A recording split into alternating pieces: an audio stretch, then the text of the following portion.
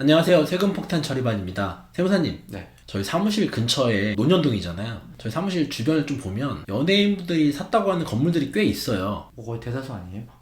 뭐 그렇겠죠? 뭐 주변에 기획사들도 많고 연예 네, 기획사도 많고 하니까 보면 개인으로 산 건물보다 법인이 취득한 경우가 좀 많은 것 같더라고요. 그리고 매스컴에 보면 유명 연예인 뭐 아무개가 부동산 투자를 잘 해가지고 몇십억 이득을 봤다. 네. 그리고 그거를 뭐 법인, 그 중에서도 뭐 가족법인 형태로 취득을 해서 이득을 봤다 뭐 나오잖아요. 그렇죠. 근데 보통 우리가 알기에는 개인보다 법인이 뭐 대출이 잘 나오고 개인이 내는 소득세보다 법인이 내는 법인세가 적기 때문에 그렇죠. 세금적인 혜택이 있어서 그렇게 투자를 하는 것이다 라고만 알고 있어요. 기본적으로 그렇죠. 근데 그 이면에는 보통 일반 대중들이 모르는 또 숨겨진 또 이득이 있는 거죠. 그러니까 어쨌든 세금적인 이득이 있으니까, 네. 분명히 있으니까 이런 식으로 가족법인 구성해서 부동산을 취득하는 거일 텐데, 예를 들어서 비교를 해보면 네. 좀 더 우리 영상 보시는 분들이 조금 와닿으실 것 같은데, 같은 법인을 설립하더라도 기본적으로는 뭐 대출 받아서 부동산 구입할 수도 있고요. 그게 아니라면 법인에 이제 주주분들이 있을 거지 않습니까? 네. 그랬을 때 기본적으로는 어떤 부동산 취득을 할 때 지분율대로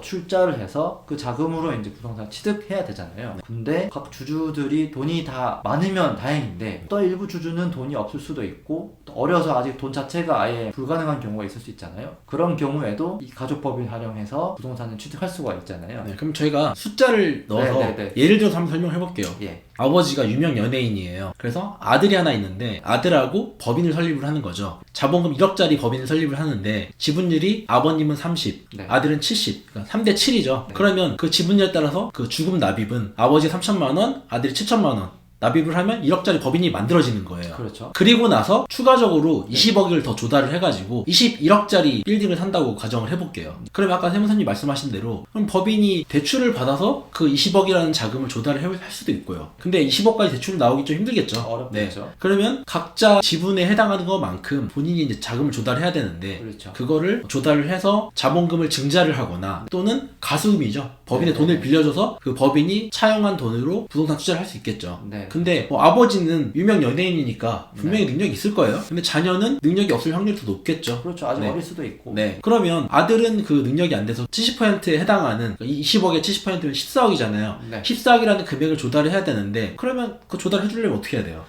아버지한테 도움을 구해야 될 텐데 만약에 이제 그렇게 되면 아들이 아버지한테 증여를 받아야 되겠죠? 네. 돈이 없으니까. 네. 네. 그래서 뭐 만약에 현금 14억을 증여받는다고 했을 때는 증여세 계산해 보니까 3억 8천 정도 나와요. 그러면 이게 사실은 14억이 필요한데 14억을 받으려면 3억 8천을 세금 내야 되잖아요. 네. 뭐 세금 대납까지 고려하면 뭐 20억 넘게 그렇죠. 받아야 될 거예요. 네. 증여를. 그렇죠. 그렇게 되면 소기 목적을 달성하지 못할 확률이 크잖아요. 근데 꼭 이런 식으로 이제 꼭 증여를 하지 않더라도 개인에게 법인에게 이제 돈을 빌려줌으로써 이 같은 문제를 해결할 수가 있잖아요. 그렇죠. 아버지는 능력이 되니까 네. 그냥 아버지가 가지고 있는 현금 일부 네. 20억을 법인에 빌려주는 거예요. 그러면 아들도 내야 되는데 원래는 아들은 하나도 안 내고 아버지만 20억을 낸다? 법인에 이제 20억이 생긴 거죠. 네. 그러면 아들 입장에서는 내가 돈을 안 내고도 뭔가 혜택을 받는 거지 않을까라는 생각이 들어요. 그렇죠. 이게 어쨌든 아버지가 개인한테 증여한 게 아니고 법인에다가 20억을 빌려주고 이 법인은 그 돈 가지고 부동산을 샀어요.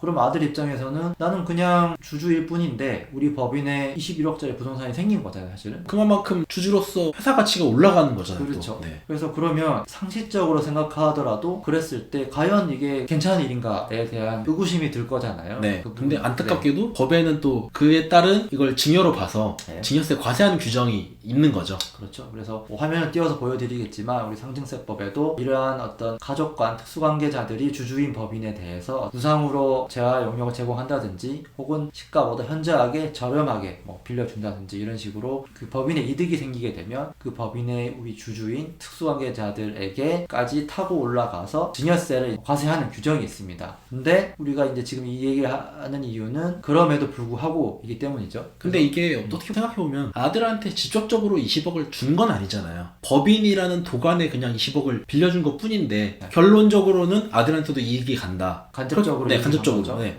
그렇기 때문에 법에서도 이걸 직접적인 증여라고 보지는 않아요. 네. 그렇기 때문에 무조건 증여세를 과세하지는 않죠. 그렇죠. 그래서 무조건적으로 증여세를 과세하지 않지만 또 과세 안 하지도 않죠. 20억을 아버지가 법인에 가수금을 넣었잖아요. 그러면 원래는 그 법인이 아버지한테 줘야 될 이자가 얼마죠? 법적으로는 우리 세법상 이자율이 지금 4.6%예요. 네. 근데 4.6%만큼 법인의 이득이 생긴 거고 그렇죠. 그 법인의 이득이 생김으로써 네. 각 주주들한테도 이득이 생기는 거잖아요. 그렇죠. 근데 그 각 주주별 이득은 지분율로 계산하는 거죠. 뭐 그럴 수밖에 없죠, 사실. 네. 그래서 20억 곱하기 4.6% 그렇죠. 곱하기 지분율 뭐. 70% 금액이 이제 이 아들이 간접적으로 받는 이득인 거죠.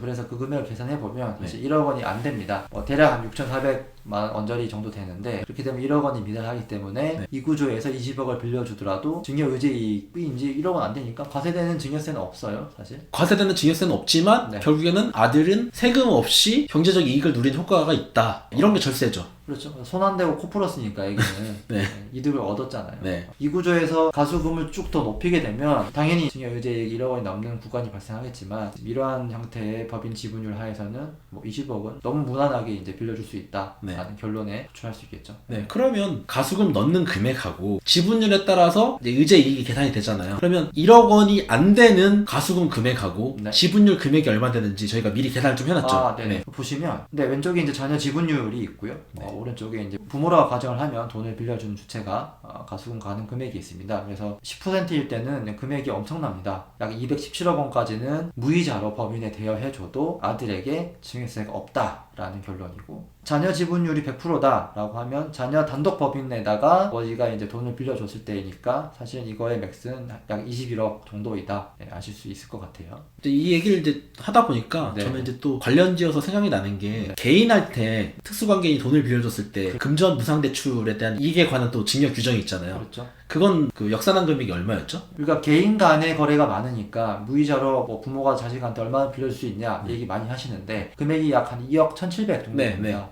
그러니까 법인을 이용하면 개인한테 빌려줬을 때보다는 10배 정도 더 빌릴 수 있다는 네. 결론이 나오고 있네요. 똑같은 돈을 빌려주고 싶지만 2억 1,700보다 더 많이 무이자로 빌려주고 싶으시면 자녀에게 이제 법인을 하나 만든 다음에 그 법인에다가 가수금 빌려주시면 개인일 때보다 10배 정도 되는 금액을 빌려줄 수 있는데, 문제는 빌려주는 건 좋은데 그 법인 입장에서 보면 이제 부채예요, 사실은. 갚아야 되는 금액이란 말이죠. 그렇죠. 야, 받았다, 나는 모르겠다라고 하면 이게 이제 증여로 이제 볼 수밖에 없는 구조이다 보니까 이 법인 입장에서는 받은 가수금을 잘 활용을 해서 뭐 투자도 하시고 뭐 건물도 사고 하는 건 좋지만 금액을 어쨌든 변제를 해야 됩니다. 변제를 안 하면 이제 증여니까 그러니까 변제 안 하고 이 돈 받아가지고 스포츠카 사고 해외여행 다니고 하면 안 된다는 거죠. 안 되죠. 그러면 다 때려 맞으니까 네. 안 되시고, 네. 어차피 이게 그냥 뭐 서류 없이 빌려주실 리가 없고 금전소비대차 계약서나 뭐 이런 것들을 다 만드셔서 거기에 다 날인하시고 이제 돈을 빌려주실 거이기 때문에 금전소비대차 계약서를 일단 잘 쓰셔야 될 것 같고요. 그리고 그 변제도 차용증, 그 소비대차 계약서에 맞게 변제가 잘 이루어져야지만 과세 관청에서 나중에 봤을 때에도 이게 실제로 돈을 빌려주고 받은 행위가 맞구나 라고 납득을 할 수 있다는 거죠. 그러면 결국에는 이렇게 법인의 돈을 빌려줘서 그 돈으로 법인이 재투자를 해서 뭔가 이제 계속 이익을 내서 그렇죠. 그 이익 낸 돈으로 부채를 상환을 해서 갚아야 되겠네요. 그게 제일 좋은 선순환될 수 있는 구조로 볼 수 네. 있겠죠. 그래서 아까 저희가 예를 든 것처럼 그런 수익성 부동산을 취득을 해서 네. 거기서 나오는 임대료 받아가지고 그렇죠. 이거를 계속 갚아 나가면 되는 거죠. 네, 그렇죠. 그래서 임대료는 뭐 갚아 나가는 용도를 쓰시고 뭐 자산 가치가 계속 커지면 그대로 법인이 또 커지는 거니까 빌린 돈 가지고 법인을 키워 나갈 수 있다라는 게 소위 이제 요즘 뭐 여기저기 말씀 주시고 있는 가족법인의 어떤 기본적인 형태로 보시면 될 것 같습니다. 오늘 저희가 이제 가족법인에 대해서 네네. 간단하게 어떻게 절세가 이루어지는지 컨셉에 대해서 말씀을 드렸고 네. 저희가 또 기회가 되면 디테일하게 네네. 뭐 장점이라든지 단점, 주의해야 될 점 네. 이런 부분도 설명을 좀 드리도록 하겠습니다. 네, 그거는 다음 시간에 네. 한번 저희가 체크를 다시 해가지고 말씀을 한번 드리겠습니다. 오늘도 저희 영상이 도움되셨으면 구독, 알림 설정 부탁드리겠습니다. 네, 부탁드리겠습니다. 네, 감사합니다. 감사합니다.